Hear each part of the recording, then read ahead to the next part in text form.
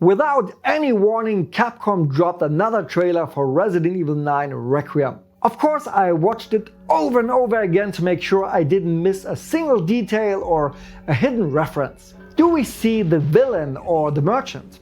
How can we tell the difference between the sanatorium and the Wrenwood Hotel? What exactly does the umbrella logo tell us, and what are the possible hidden connections to Resident Evil Revelations 2? Let's talk about it.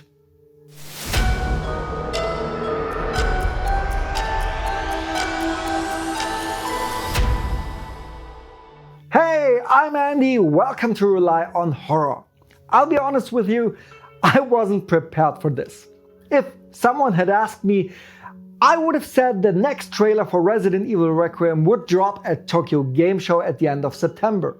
I still think that's very likely, but during the Nintendo Direct on September 12th, Capcom released a brand new trailer.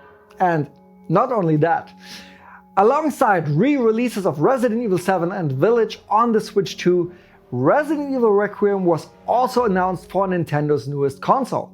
Let's just hope the games are really on the cartridges and not download only, but time will tell. Today I want to go through the new trailer with you, frame by frame, and of course present my own theories about what it all means. So let's begin. The trailer starts with the sound of a ringing phone that we already know from the Gamescom trailer and shows us hallways of the Wrenwood Hotel as well as the likely room door of Alyssa and Grace with the number 204. On the table lies a letter folder from which papers and a paperclip stick out. Since the director of Resident Evil 9, Koji Nakanishi, has already announced that we will finally find out the truth about Umbrella, and Alyssa, as a journalist in Resident Evil Outbreak and beyond, of course, work to uncover everything about Umbrella, we can assume that this folder will reveal new information about the pharmaceutical giant. Otherwise, I don't think it would be shown so prominently. The young Grace picks up the phone and shortly afterwards the power is cut.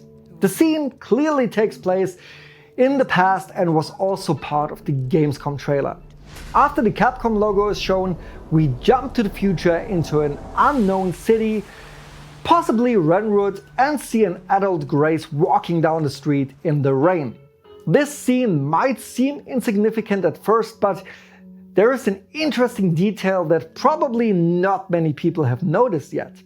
The trailer shown during Nintendo Direct actually differs from the official trailer on all other channels.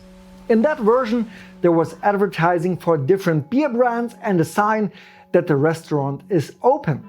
I can't tell you why this is the case or why beer ads are apparently less of a problem on a Nintendo event than on YouTube, but I expect that in the final game the advertising will return. But I think I can tell you what Grace is doing in this city. She was sent by her boss to the Wrenwood Hotel to investigate ongoing murders in the area. This tells us that the hotel is not somewhere in the middle of nowhere, but is still part of a normal city. The police officer looks very familiar to me because we already saw him in the first trailer in not such a good condition. Which in turn tells me that Grace was probably kidnapped in the hotel in order to bring her to the sanatorium known from the demo. The hotel was clearly burned down and everything indicates that the fire broke out on the very night when Grace lost her mother there. After we are shown another scene from the Gamescom trailer, we see Alyssa hiding the letter folder with the documents behind a picture. Grace remembers this, of course, and retrieves the folder. However, she is interrupted while reading and aims in the direction of the noise she has heard. My guess is that it could be the mutating policeman she hears, who was infected to distract Grace so that the mysterious man can kidnap her. The stranger says that he's watching her and drives up to the sanatorium. Here we see for the first time the size of the building. It's no Spencer mansion, of course, and I'm convinced that Not the whole game will take place here, but it's still an impressive size. We see the entrance hall and Grace walking through dark corridors. And now comes another scene that shows how much Capcom is messing with us, and I love it. This shot was already visible in the first trailer, but Capcom removed an important detail. It's the cap on the table. Please keep that in mind because it will become important later. In the background, the stranger again says that Grace is not like other people but quite unique. That, in connection with the fact that he has drawn her blood, 100% has a special meaning. Also, in my last video I pointed out that Alyssa cured her T-virus infection in Outbreak with an antidote called Daylight. Daylight. And the big monster named Big Mama is allergic to light. I wonder if there is a connection here. We again see Grace in the Wrenwood Hotel finding a photo of herself as a child and a conversation with Alyssa. The isolation ward of the sanatorium glows with a threatening red light. Grace turns around in shock. This is a scene in which Big Mama drops from the ceiling, by the way, from the Gamescom demo after you remove the fuse. And now we get some very fast scenes that we already know. The Wrenwood Hotel, Grace and Alyssa's hands, the stranger, and parts of the demo. Grace holds a weapon in her hand that, with the Picatinny rail, looks like a submachine gun or a very short assault rifle. I think that should reassure everyone who thinks that Grace can only sneak around. I'll say it again, Resident Evil Requiem will have stealth sections, but it will not be a game like Outlast or Alien Isolation. We see a section from the demo in the room where you can find the screwdriver for the fuse box, and now a big mystery is revealed. We learn how the fire in the Wrenwood Hotel started. The mysterious stranger who killed the hotel owner in the Gamescom trailer apparently knocked over an oil lamp during a fight with Alyssa. I think this is the scene directly after Grace's scream, because the light on the skin looks very warm, which strongly suggests this type of lamp. So we not only know how the fire started, but also when it happened. The stranger rises from the armchair and, interestingly, they remove the cap from the table again, or he put it on. And now it gets really crazy. I'm going to tell you a theory and I'd love to hear what you think of it. In this shot, we see Grace kneeling and the child pressing her hand against the glass in front of her. The child wears a white nightgown and it's hard to see, but she has a blue ribbon in her dark hair. Do you know who looks exactly like that? Natalia Korda from Resident Evil Revelations 2. Koji Nakanishi wasn't involved in the development of Revelations 2 because at the time he was already busy with Resident Evil 7 Biohazard, but he is also the director of Revelations 1 and therefore has a connection to the spin-offs. Natalia was a child with supernatural abilities because she was infected with the T-Phobos virus. Now Revelations 2, like Requiem, takes place in more than one time period. One in 2011 and one in 2013.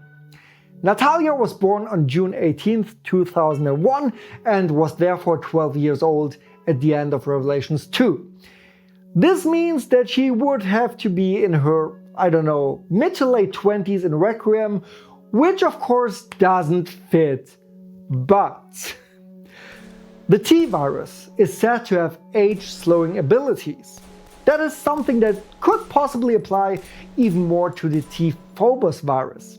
Why else would a kid be behind glass that is probably not ordinary glass but safety or bulletproof glass? Is Natalia being held in the previously mentioned isolation ward? And if so, do you know which two other characters that would bring onto the stage? Exactly, Claire Redfield and Barry Burton. This is just a theory, but come on, it is more than strange that a child is wearing clothes so similar to Natalia's in Revelations 2. Time will tell if that theory holds up, but I think it would make sense. Now the trailer shows us an infected woman who smashes a mirror, a blonde woman in a white dress strolling through the corridors, perhaps a patient, of the sanatorium, and an infected arm of an unknown person. We see young Grace in the burning Wrenwood Hotel in front of the lifeless body of her mother, screaming, and Big Mama's claws at the window, and an umbrella symbol on something that looks like a coffin. Even though Nakanishi had already confirmed it, here we get the official confirmation that the umbrella story will be revisited in Requiem. The trailer ends with the strangest words, "There's no escaping your destiny," and Grace is holding a magnum revolver in front of a green door. This is followed by the Resident Evil Requiem logo, and finally we see a frontal shot of the stranger wearing the cap. At first I thought it also could be a new merchant, but if you look at the structure of the code and consider that this cap was lying on the table next to him, then it is almost certain that this is the new antagonist. That's my analysis of the new trailer for Resident Evil Requiem. I hope you enjoyed it. Now, I'd love to hear what you think. How do you like the trailer? What do you think of my theories, and what is your personal hope for Resident Evil Requiem? No matter what's your opinion, share it with us in the comments. Thank you for watching, and I see you in the next video.